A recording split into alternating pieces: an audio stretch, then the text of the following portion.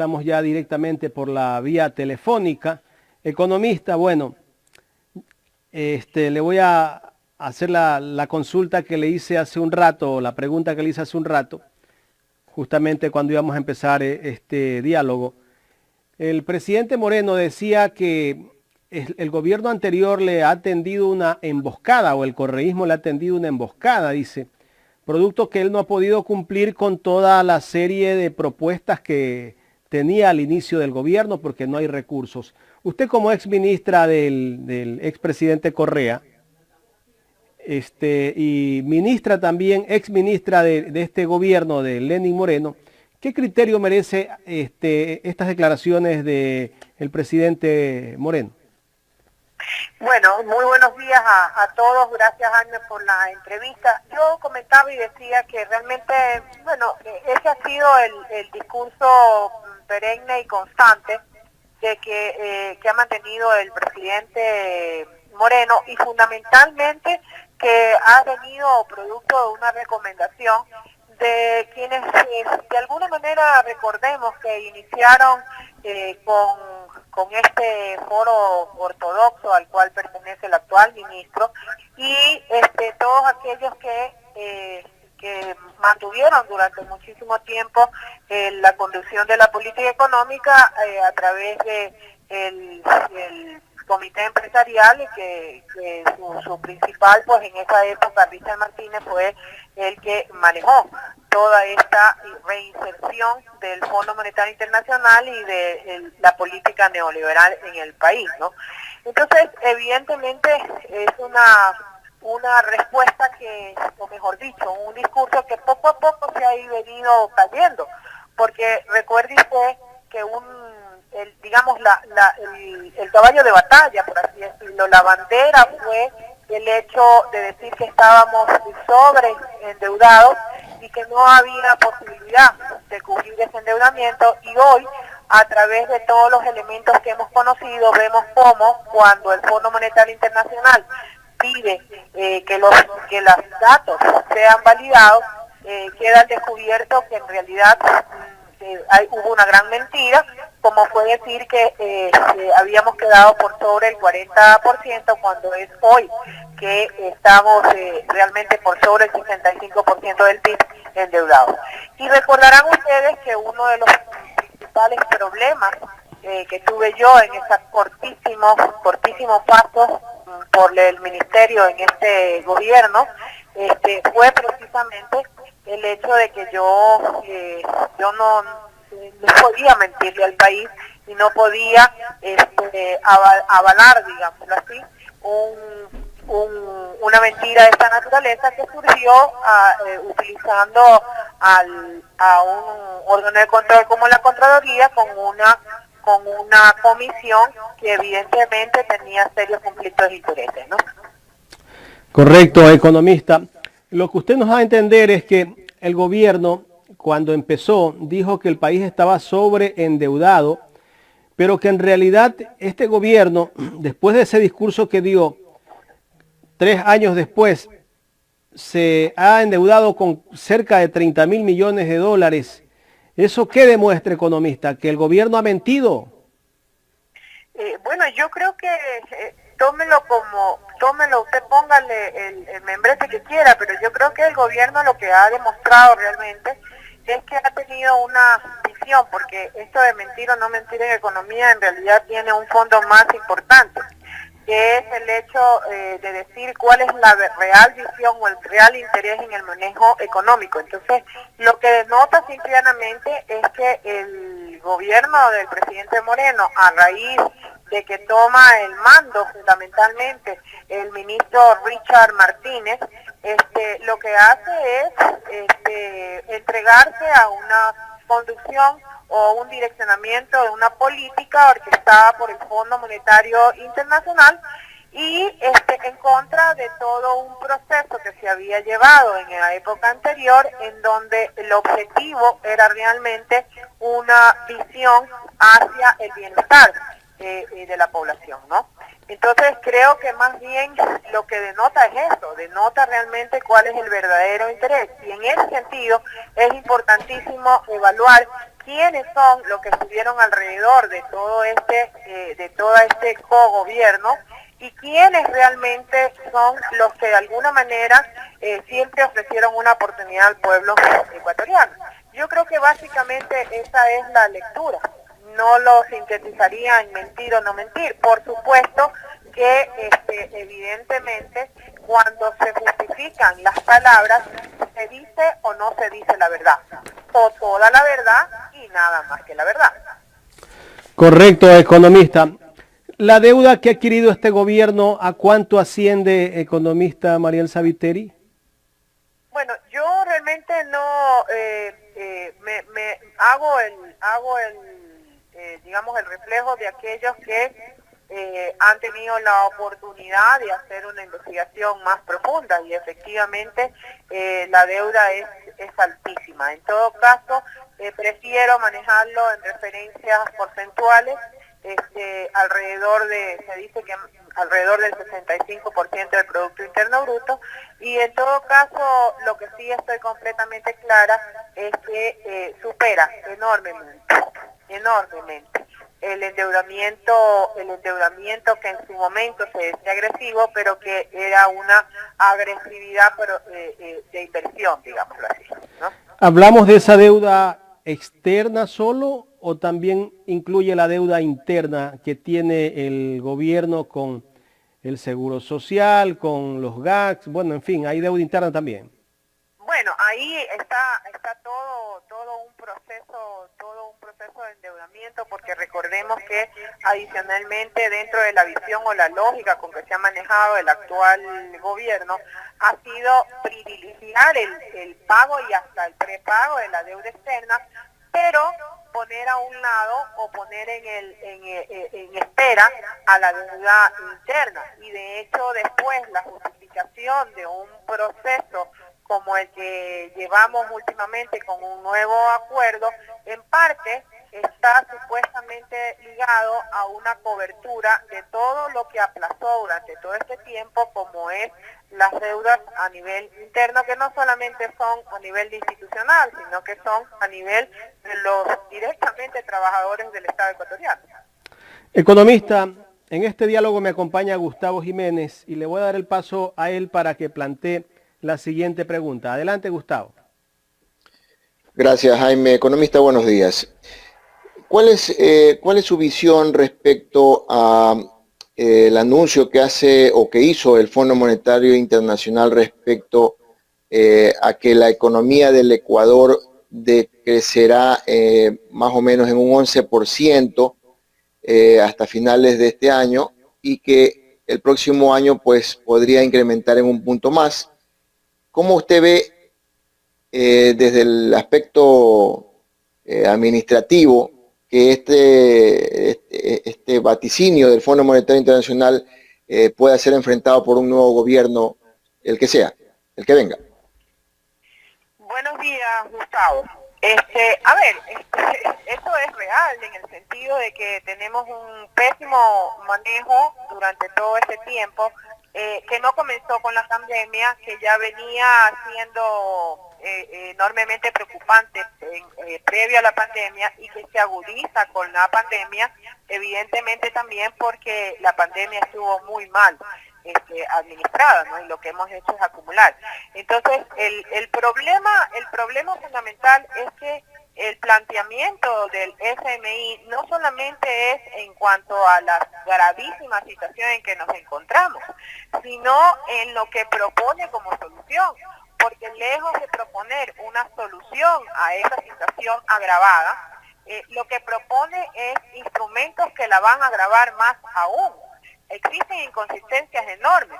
Por un lado, propone, por ejemplo, elevaciones de los impuestos, es decir, elevaciones recaudatorias que además, dicho sea paso, utilizando instrumentos que lo que hacen es poner la carga mayoritariamente en el pueblo ecuatoriano y no donde está concentrada realmente la riqueza, ¿no?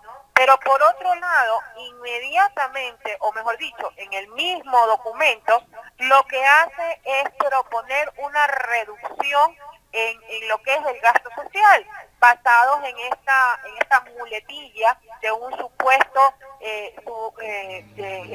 exceso o exuberante Estado. Entonces, lo que uno piensa inmediatamente, o lo que es evidente que uno entienda, es que por un lado quieren una recaudación, quieren quitarle plata al pueblo, y por otro lado no la van a dar, porque ¿cómo usted explica? ¿Para qué el Estado quiere dinero si no va a gastar en lo que tienen que gastarlo? Entonces, ¿para qué lo quieren? Lo quieren probablemente para incrementar una política que ha venido siendo permanente en el país, que es la salida de capitales enormemente, y evidentemente el fortalecimiento de grandes concentradores a través de sectores específicos como son fundamentalmente la banca y los importadores. Entonces ahí hay una inconsistencia enorme, y adicionalmente existe una total falsedad en términos de decir que estamos muy mal, pero la aplicación de la política va a aumentar, a acrecentar ese mal lejos de solucionarlo.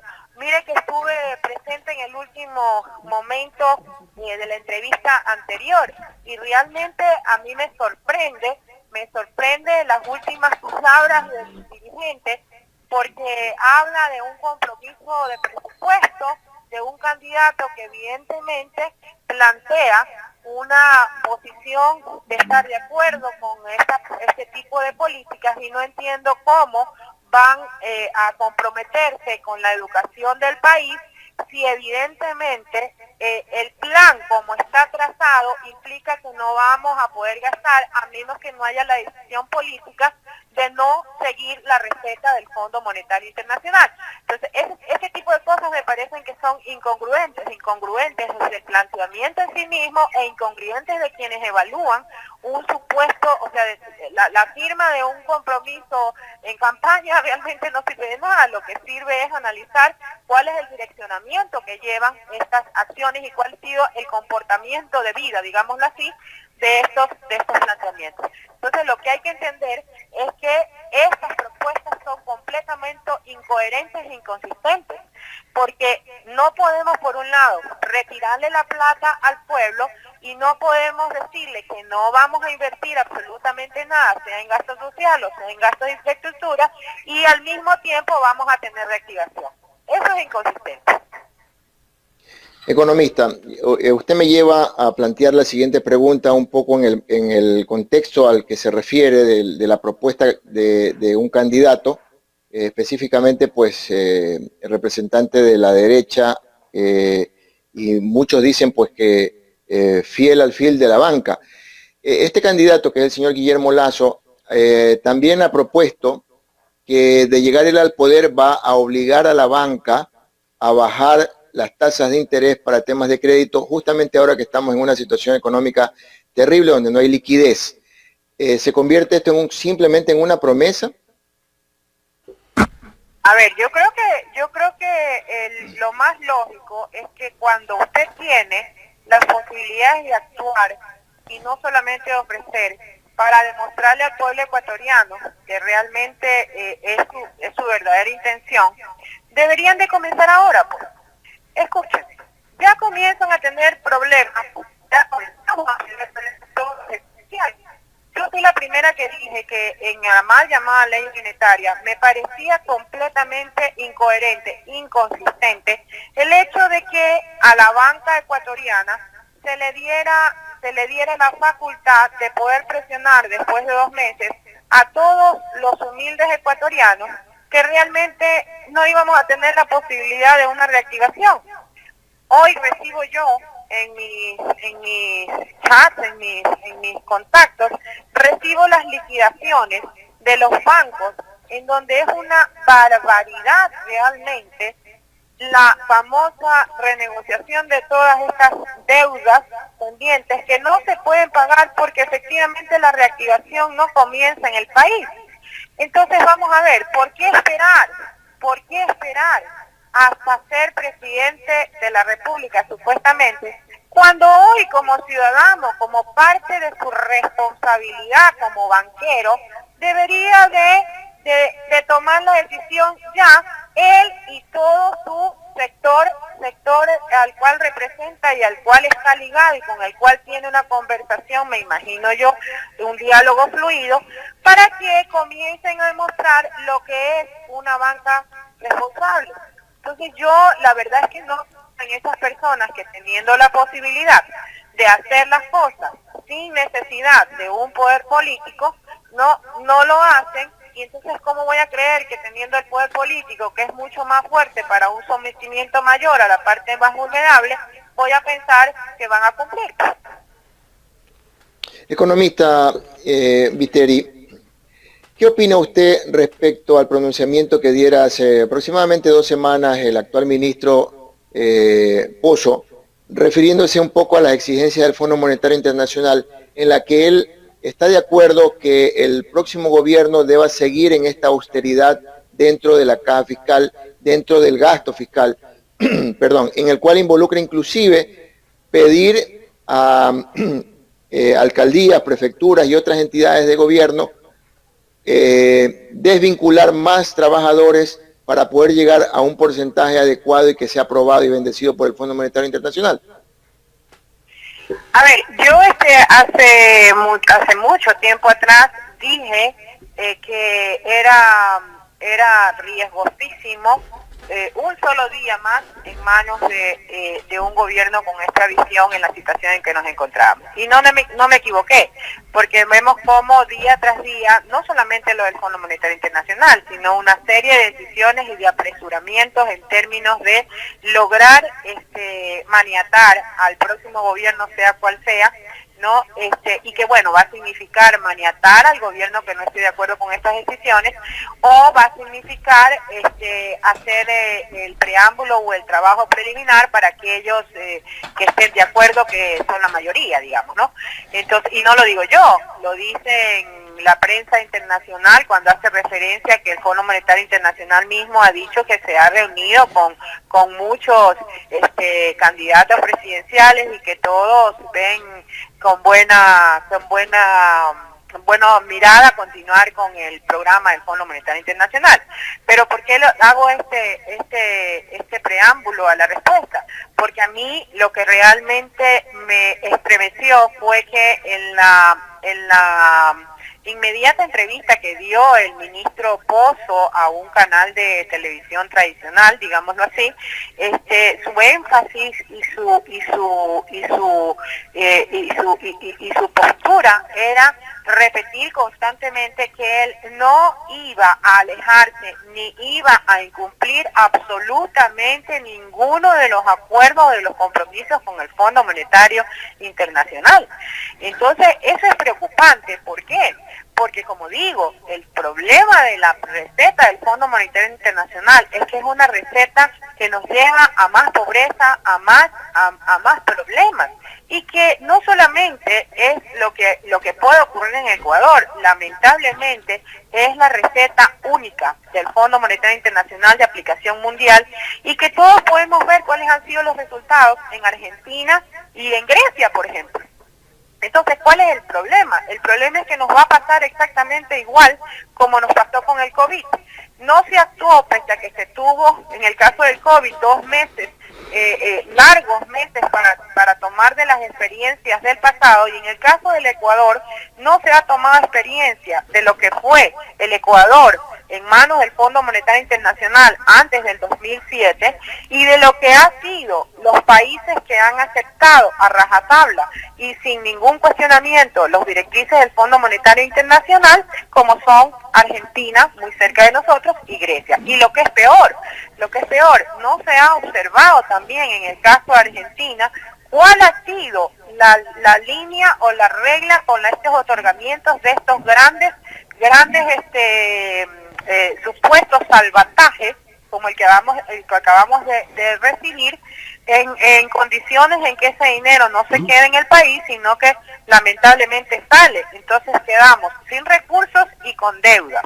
Y adicionalmente, lo que hay que entender de alguna manera es que esto está avalizado por un organismo que, si usted se fija, viene actuando desde una perspectiva individualista y con intereses personales. Recuerde usted que previamente o previa a la firma de este último acuerdo internacional era como un trabajo en equipo o espíritu de cuerpo.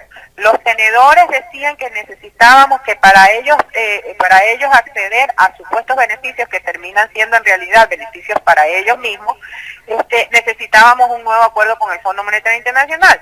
Y el Fondo Monetario Internacional retornaba la pelotita y decía así: yo hago un nuevo acuerdo siempre y cuando ustedes lleguen a un acuerdo en las condiciones en que nosotros avalizamos con los tenedores. Y se dio así. Entonces, realmente aquí hay varios asuntos y varios problemas que están ligados a una estrategia que lo que va a hacer es empobrecernos más. Y más aún, lo más estremecedor y espeluznante es que un ministro a rajatabla indique que no se va a mover un centímetro y que va a proteger, por sobre todas las cosas, esos acuerdos que o esos compromisos o esas imposiciones que a todas luces son perjudiciales para el pueblo ecuatoriano. Economista, mi última pregunta para darle paso luego a Jaime en estudios. ¿Cómo ve usted o cómo avisora dentro de la perspectiva económica el manejo que tendrá el nuevo gobierno con el presidente norteamericano que gane, que al parecer sería Biden? A ver, yo creo que en primer lugar todavía no está definido y realmente créame, yo ayer me quedé hasta que escuché el discurso de Trump, cuando habla del famoso fraude, ¿no, verdad? Yo me quedé sorprendida porque la verdad es que, claro, saltaron inmediatamente todos los periodistas inclusive, ¿no? ¿Por qué? Porque es como que nunca en nuestra vida hubiéramos podido ver realmente un sistema norteamericano abocado a, yo diría que lo que ellos siempre han despreciado y han minimizado en cuanto a las democracias latinoamericanas, de pensar que un candidato diga que están en manos del fraude, digamos, ¿no? Eso me pareció a mí novedosísimo de estas elecciones norteamericanas. Pero indistintamente de ello, yo lo que creo es que hay que entender que la política internacional norteamericana puede ser que a nivel interno tenga algunas diferencias en términos de la orientación, ¿no? Puede ser que tenga un poquito más de visión o no, pero en general yo creo que la democracia norteamericana, o mejor dicho, el poder norteamericano tiene bien claro la defensa de sus propios intereses. Entonces, de alguna manera, me parece que si bien van a existir ventajas, porque va a haber una mayor racionalidad o por lo menos una mayor apertura en términos de una conversación un poquito más racional, me parece que en todo caso lo que hay que entender es que la política internacional norteamericana se rige por sus propios intereses. Y eso no va a cambiar, no ha cambiado nunca, digamos, ¿no? Insisto, con mayor o menor énfasis en una radicalización de un sistema deshumanizante, pero personalmente yo creo que ellos seguirán con su tónica de su visión país, ¿no? De su visión país, ¿no? Y de defender a todos sus elementos, porque la política norteamericana siempre va a defender a sus grandes intereses económicos, ¿no? Economista, una repregunta. ¿Esto quiere decir entonces que no estaría en peligro la dolarización en la región, específicamente en Ecuador, que es donde es nuestra moneda principal? A ver, la dolarización está en peligro precisamente por la política que se ha seguido de beneficio de sacar fundamentalmente los recursos del país, ¿no? Eso está clarísimo, ¿no?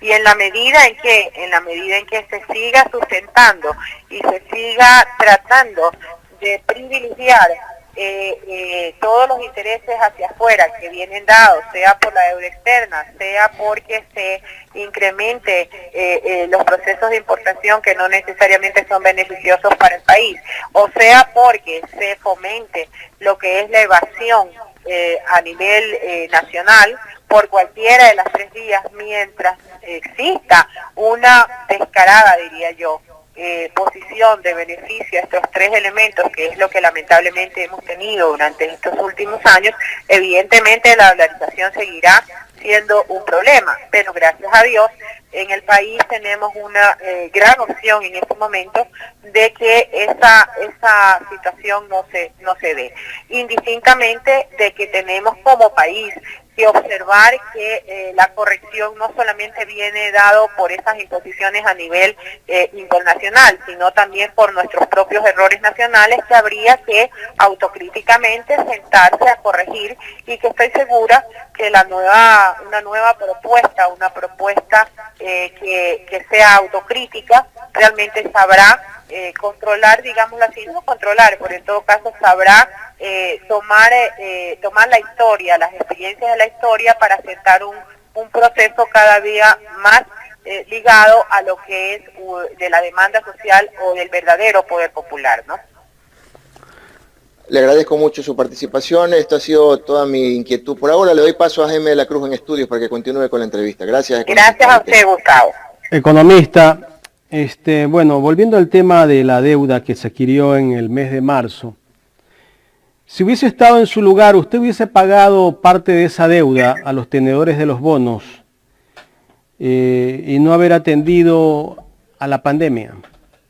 No, definitivamente yo creo que di muestras de cuál es mi visión, y justamente uno de los elementos que me llevó a aceptar fue supuestamente que iban a seguir una línea, una visión que es la que yo represento, ¿no?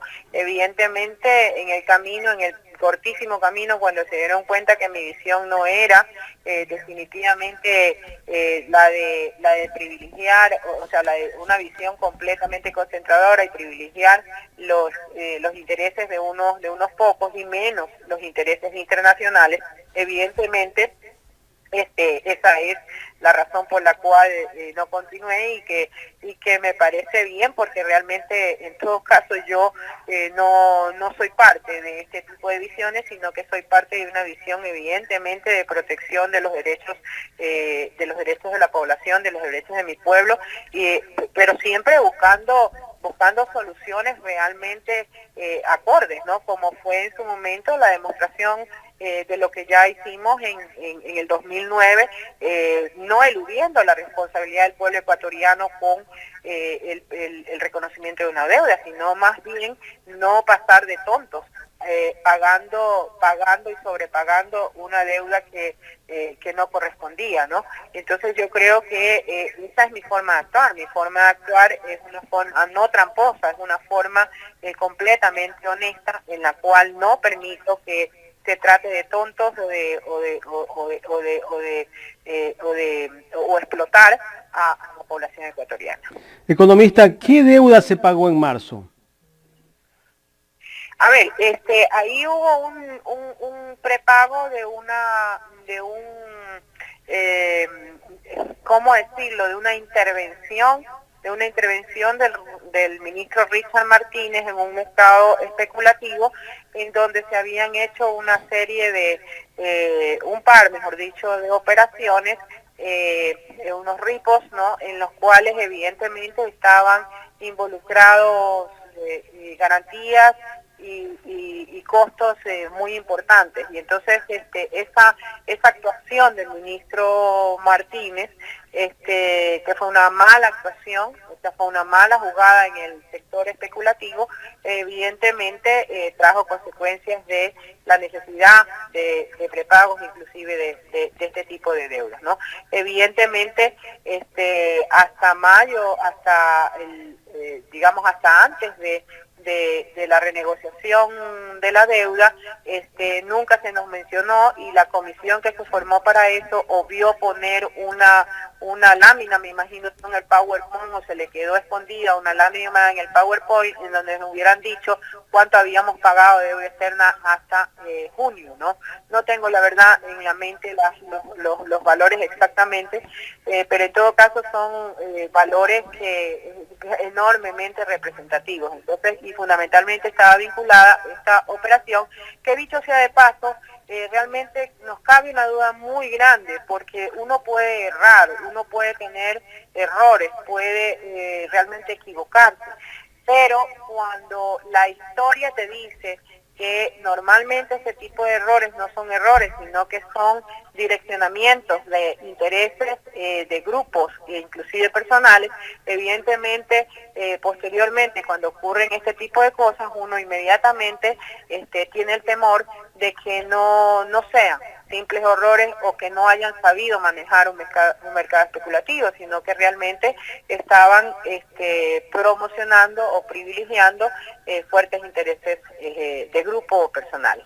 Esa es la duda grande que tendrá que en determinado momento resolverse. Yo considero que el próximo gobierno, sea cual fuera, porque yo creo que cualquiera va a tener que poner en su sitio estas grandes dudas, no solamente en este sentido, sino a nivel de todo el manejo, porque creo que aquí todos ofrecen un baño de verdad, todos hablan en contra de lo que señalan como corrupción, y me parece que dentro de esa definición o redefinición que vamos a tener de hacer de esa palabrita, cabría el hecho de entender que esto es transversal del tiempo, que esto se ha dado en todo el tiempo, y me parece que por primera vez el pueblo ecuatoriano debería reclamar no tenerle miedo a la verdad, y que si algún funcionario le tiene miedo a la verdad, pues hacerle entender que la verdad libera, y que si le tiene miedo es porque de algo no está seguro. Economista, finalmente, el ex ministro Richard Martínez justifica el pago de esa deuda y pone como ejemplo cuando usted tiene un crédito en la tienda, si usted va a pedirle más crédito a la tienda, si no le ha pagado, la tienda le cierra el crédito. Ese es un ejemplo que ellos ponen. En todo caso, ¿cuál hubiesen sido las consecuencias si no se pagaba parte de esa deuda? A ver, yo creo que el ministro Richard Martínez evidentemente era una figura que en realidad cumplía con, igual que actualmente se ha dicho, no cumplía con las disposiciones y los mandatos internacionales. Ahora, lo del ejemplo de la tienda, pues bueno, vamos a seguir con el ejemplo de la tienda, pero el problema es que no se trata, o la disyuntiva no era esa, la disyuntiva era realmente ubicar dónde estaban los recursos y otro tipo de gestiones, porque si usted le debe a la tienda y resulta que en su misma familia, al lado suyo, está su hermano, que está concentrado durante todo el tiempo los recursos de su familia, ¿no le parece a usted que lo más dable es tomar de esos recursos para salir del tema? Porque me parece que aquí el problema es que cuando usted va a la tienda no solamente compra para usted, pues no compra para toda la familia. Entonces, el tema es que nos lleva a un falso dilema, a una falsa disyuntiva, ¿no? Como lo mismo que planteó el actual ministro cuando decía, cuando nos lleva al falso dilema de decir, es que hay dos, más o menos lo que decía era, hay dos situaciones, o usted sube los ingresos o usted elimina los gastos, ¿no? Pero en realidad no nos dice que la receta es subir ingresos y bajar gastos, por un lado, y por otro lado, no nos dice que el problema del Ecuador no solamente está en subir los ingresos y bajar los gastos del sector público. El problema del Ecuador está en mirar a dónde están los recursos, quién está concentrando y la salida de recursos. Entonces, eso es lo que yo llamo ocultar realmente hechos que son fundamentales y trascendentales y ponernos a elegir a los ecuatorianos en un falso dilema, porque no no es así, hay otras alternativas. Por otro lado, lo que habría que preguntarle al ministro Richard Martínez es cómo pretende, o mejor dicho, cómo hizo para que en el Ecuador nos convenzamos, o mejor dicho, quiera convencernos de que el BID no es un órgano de financiamiento, y entonces él poder irse a alojar, porque en realidad eso es lo que ha hecho, irse a alojar a Washington siendo funcionario de un organismo financiero, un organismo que constitucionalmente no lo puede hacer al haber sido exministro de Finanzas. Entonces, ese tipo de cosas sí debería de responder sin ejemplos como el de la tienda. Que nos hable claro, o sea, que nos hable claro. ¿Es o no es? ¿Él prestó o no prestó al BID? Porque si es así, entonces, si el BID no es organismo de crédito, entonces, ¿qué hace cobrándonos intereses por los préstamos que nos da? Economista, la última pregunta. ¿Cómo arreglar la economía de este país? Bueno, a ver, arreglar la economía de este país en realidad es parte de arreglar el sistema social de este país. Y la parte económica como tal, igual que el sistema, va a requerir mucho tiempo. No vamos a poderlo arreglar de la noche a la mañana, y hay que entender que en los 4 años que se nos viene, yo diría que lo que vamos a poder hacer es recuperar un poco el punto de partida, tratando de deshacer toda una serie de nudos o de impedimentos que ha llegado, en el cual se va a dejar al país, porque como lo dije también hace mucho tiempo atrás, una cosa es la fotografía que tenemos en este momento, que ya es pésima, que es mala, y otra cosa será, y por eso mi acotación de decir que un día en manos de este gobierno es terrible, porque no sabemos hasta dónde va a llegar.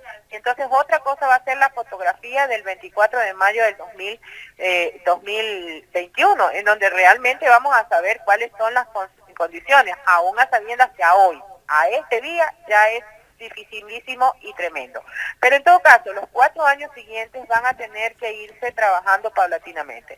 Yo he dicho en muchísimas ocasiones que desde mi perspectiva, desde mi punto de vista, hay un tema que, dadas las circunstancias como está el país, realmente creo que deben de tomarse acciones en lo que yo llamo el tiempo inmediato, que no es el corto plazo. Para mí, realmente, todas las decisiones de desbaratar esta situación, todas esas opciones técnicas que se están dando dentro de una visión de política, entran en un plano que yo llamo mediato, es decir, de un año, porque se van a necesitar una serie de regulaciones y de transformaciones a nivel regular, que eso va a tardar un poquito de tiempo, no menos de un año, yendo muy rápido. Entonces me parece que el cómo salir o cómo comenzar a salir, me parece que es aumentando un tiempo que es el inmediato, que es en ese tiempo en donde se deberían de tomar acciones de que yo he llamado de supervivencia. El Ecuador va a quedar en estado de supervivencia en cuanto a su población. Entonces lo primero que vamos a tener que dar respuestas es a esa supervivencia. Y desde el primer día trabajar en el ámbito de la supervivencia, por un lado, porque es lo inmediato. Segundo, en deshacer o en cambios en todo lo que se ha destruido en términos de institucionalidad.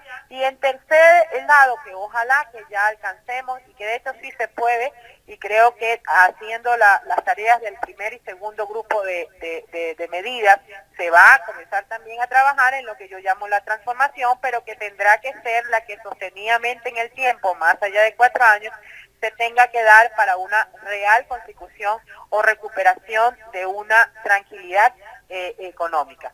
En la parte de la supervivencia, me parece que hay que entrar con acciones a la vena, digámoslo así, a la vena. Hay que entrar utilizando esas herramientas pequeñas, pero que sí existen, como reformas a nivel estatutarias, reformas a nivel de normativas, ¿no? Que sí tiene, que no dependen de organismos, ¿no? Y que puede tomarlos el poder político, es decir, la disposición de política que tenga quien maneje el Estado, para en la práctica revertir una serie de cosas, partiendo desde mi humilde óptica por una reconstrucción del presupuesto general del Estado, que dicho sea de paso, efectivamente han retrocedido los limitantes para hacerlo crecer, y que otra de las trabas que va a dejar puesto este gobierno es el hecho del cambio de que ya en el presupuesto prorrogado para un año electoral como el que se viene, no va a ser el presupuesto inicial el que rija, sino el efectivamente ejecutado. Y entonces, claro, con todas estas medidas de restricción del gasto público, lo que vamos a tener es un presupuesto con muchísimo menos recursos que el planteado inicialmente, que ya tenía recortes y fundamentalmente en el costo social. Sin embargo, yo creo que el principal elemento que a mí me parece de entrada que puede reactivar es un tipo de acción en donde con un estado de emergencia en que vamos a entrar realmente, el Estado pueda directamente inyectar a través de compra directa o compra con copagos, dependiendo del sector de la población que sea, a los productores fundamentalmente del primer elemento que hay que sustentar, que es la alimentación, para que pueda generar el primer embate o el primer catapulta de reactivación económica, ¿no? Entonces me parece que son medidas que no necesariamente son medidas que van a quedar como ideales de permanencia, pero que sí los va a requerir en la inmediatez el pueblo ecuatoriano. Para entonces sí tener la tranquilidad de imponer todos los cambios que digamos que se necesiten, y que me parece que están muy bien planteados por parte de las propuestas que se están haciendo, como por ejemplo el hecho de recuperar la liquidez que efectivamente va a requerir de un tiempo, porque se necesita trabajar sobre estas tres áreas que mencioné anteriormente, que son liquidez del propio Estado a través del Banco Central, liquidez de la banca nacional a través de los depósitos que están afuera, y el más grave y el más complicado, que es la liquidez que sale del país como para evitar realmente lo que son las responsabilidades internas.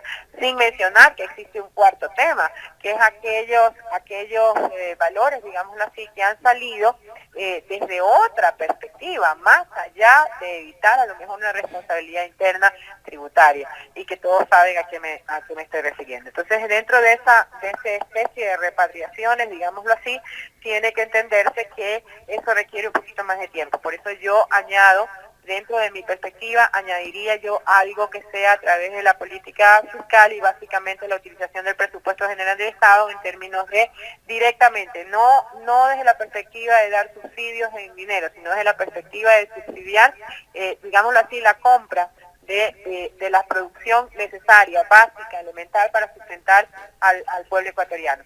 Ojo, cuando se habla del tema de la liquidez, a mí me parece que el pueblo ecuatoriano no se le explica bien que cuando se maneja o se gestiona la liquidez nacional, no se está en ningún momento discutiendo la posesión o la propiedad de esos valores. Lo que se está hablando es de manejar o de direccionar la liquidez acumulada nacional. Nadie está diciendo tomar o no tomar valores evitando la propiedad que corresponde. No, se trata precisamente de una gestión de la liquidez que en el plano nacional, cuando uno gestiona las variables, lo que hace es inducir a un comportamiento para que se tengan beneficios a nivel nacional como país, ¿no? Economista, quiero agradecerle por habernos cedido esta entrevista aquí a Ecuador en Directo. No, gracias a ustedes, un gusto poderme comunicar con ustedes, y siempre las órdenes en la medida en que sea posible, ¿no? Y lamento que no nos hayamos podido ver en vivo y en directo, pues no, a mí me encanta ver a los ojos a la gente. Muchas gracias. Me encanta que me vean y me encanta que me vean a los ojos, porque a través de eso denota uno realmente cuando uno tiene una honestidad completa en lo que dice y en lo que hace a favor de una colectividad, ¿no? Esa es una gran verdad. Muchas gracias. Gracias a usted.